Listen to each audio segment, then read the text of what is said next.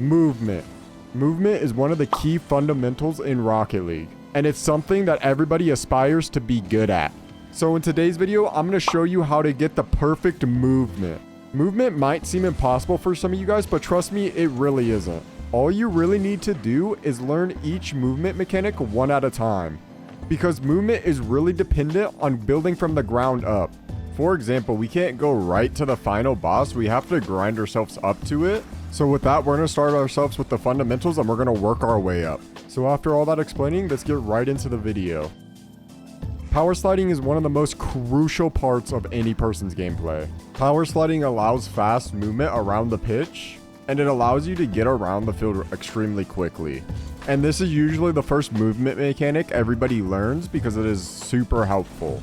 Even though this mechanic is one of the most fundamental and well known, it is still the most useful mechanic in the game. If Power Slide wasn't in the games, pros gameplay would look a lot slower and less efficient as they do now. So if you haven't already learned this, I would recommend learning it as fast as possible. It's really going to separate you from your opponents if you have this down.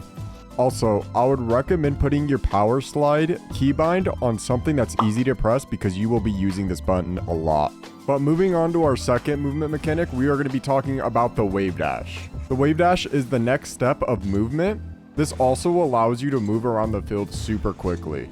Just as its counterpart, the Power Slide, it's going to allow you to move around in your lobby super fast, and it's going to help you get to the ball before your opponents. Wave dashing also allows you to gain a super quick momentum without fully committing yourself into a play. So actually performing the wave dash isn't as hard as you think. It's honestly pretty simple, and all you really have to do is practice this jump and tilting your car down. The reason for the tilt down is because if you tilt your car down while jumping, you're going to stay closer to the ground. And then for the second part of the wave dash, we're actually going to be turning our car back up. This is going to give us that height where we can flip into the ground. And for the third and final step is actually flipping into the ground. This is what people usually have the most trouble with, and it's honestly all timing based. So I would just recommend just practicing this mechanic and getting the flip down. And once you start using this mechanic in game, you're really going to notice the speed difference from before and after you learned this mechanic. So moving on to our third movement mechanic, we're going to be talking about the speed flip. The speed flip is been talked about in a lot of different videos before. So I would recommend, if this doesn't help you, I would recommend watching a tutorial on the speed flip. But I'm going to try to break it down for you as best as possible. So speed flips are generally used in a lot of high ranked games, and it allows you to get to the ball extremely fast. And it's honestly really makes a difference for movement because you could get to the other side of the field in about 3 flips. So how to actually do the speed flip? First, we need to be able to jump and front flip. But instead of doing a front flip, we're going to do a side flip. So what that entails is you're going to jump and point your analog stick to the right, like this. So we're going to be flipping like this. And for the next step is to cancel it. And this is usually where most people struggle. So once you get this flip down, you're going to go and press the stick down to the opposite side. So you should have something that looks like this. And then for the third and final step is to use air roll to land on your feet. It doesn't really matter what air roll you use. You could use any air roll, but it's honestly just correcting yourself. I use free air roll for my left. And if I'm on the right side of the pitch, I use my right air roll. But learning the speed flip nowadays is required, so I'd recommend learning the speed flip as soon as possible. For higher ranks, it is required on kickoff. And learning the speed flip also helps later down the line with more advanced mechanics. And if you've been following along and actually practicing these mechanics, once you get them down, your movement should look somewhat similar to what's on screen right now. And if you don't, that's okay. Just keep practicing because practice makes perfect. Okay, so now we're getting into the more advanced movement. So if you're anywhere around diamond and lower, this probably really doesn't apply to you, but you're always welcome to practice it. So we're going to get into the Mena flip. And the Mena flip is this right here. And how the Mena flip is performed is we're gonna tilt our car towards the wall from jumping. So our front of the car is gonna be facing the wall like this at an angle. And once you're able to do that, you need to be able to front flip. And once you're able to front flip, you could cancel it down like a speed flip like we talked about earlier. And you'll be able to land on the wall. And if you just pair this with some boost, you will be able to do the Mena flip. And if I'm being honest, the Mena flip isn't required to rank up, but it is super helpful in certain scenarios to get that extra speed. So if you're really particular about a movement, I would honestly practice this. And to be honest, there's probably more important things to practice if you want to rank up. But if you want to be ahead of the game on movement, I would definitely practice this.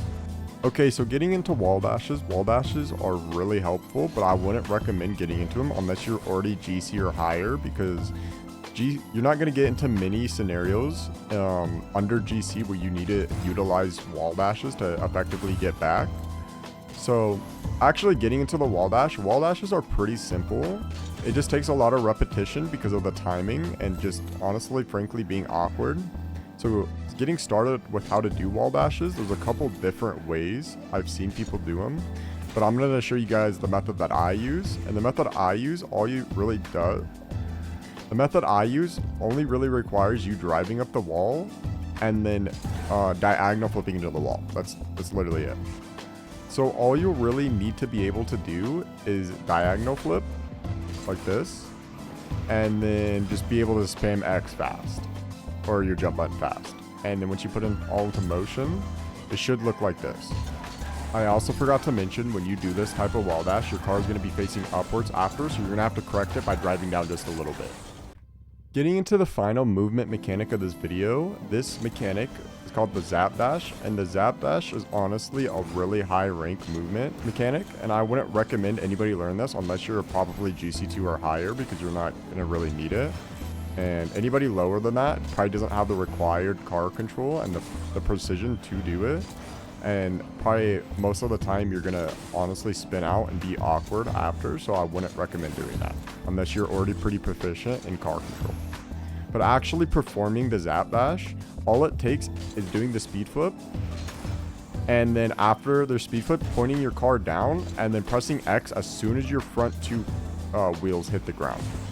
So as soon as your front two wheels hit the ground, you press jump and it launches your front of your car up while the back of your car stays down. And honestly, there's not really many steps to it other than doing the speed flip and a jump and then just wave dashing. So it's basically like two mechanics in one, a speed flip and a wave dash. But with that, I think that honestly wraps up our movement guide. So with that, let's get right into the outro. I just wanted to say thank you if you made it this far into the video. I really appreciate it. And if you have any questions, let me know down in the comments. I would also really appreciate if you would like and subscribe. And 98% of the people watching this video aren't subscribed, so I'd really appreciate if you could hit that subscribe button. I hope this video was helpful for you guys, and if you want to see more of my content, I have my other socials down in the description below. But before we go, I just wanted to tell you one thing.